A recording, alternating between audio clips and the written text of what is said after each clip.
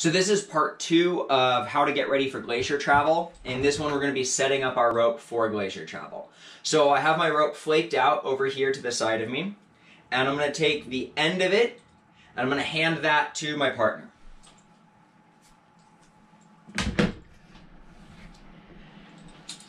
Then I'm going to put a turn in the rope, and I'm going to clip my pulley around that turn in the rope. Now we're going to set it up for 4 climbers, which means we need 4 turns in the rope. If you're all doing this together, you can all put it through a pulley.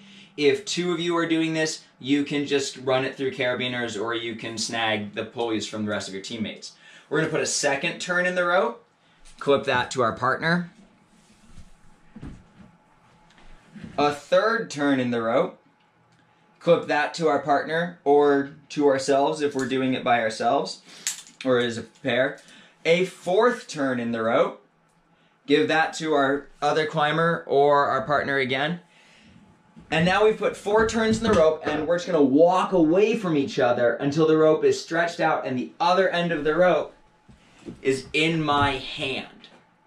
All right, so I have a little demonstration set up here on my table.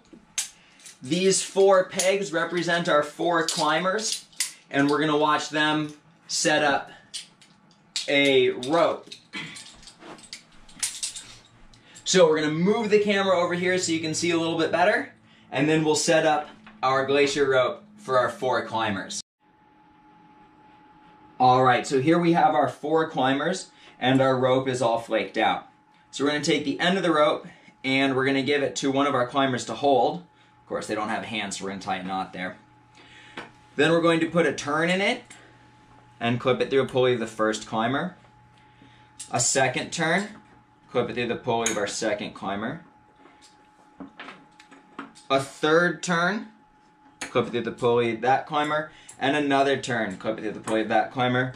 And then we're going to just leave it flaked out here in a pile until we get to the end. We're going to give that to this climber to hang on to. So we've got the ends being held onto by the climbers, and the rope has made this W shape between all the climbers. And now all they have to do is walk away from each other. If you're doing this with pulleys, it goes really smoothly. If you're doing it without pulleys, you kind of have to wiggle the rope back and forth a little bit through the carabiners, but as you can see, it's all getting nice and stretched out. So once we've got the rope all the way stretched out, everywhere that we've put a turn in it, so everywhere that there's a carabiner or a pulley, is going to become where the climber will tie in. So we have to put a figure 8 on a bite.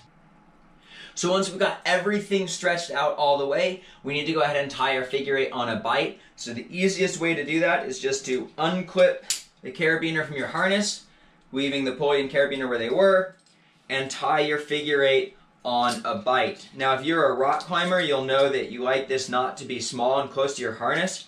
For glacier travel, we want it to be about 2 fist widths. So about there. So it's a pretty big loop for glacier travel as opposed to sport climbing or any other sort of rock climbing where we like that knot to be real close to our harness. Then we can take our pulley off, put it back on our harness, and we're ready to tie in, which is part 3 of the video series.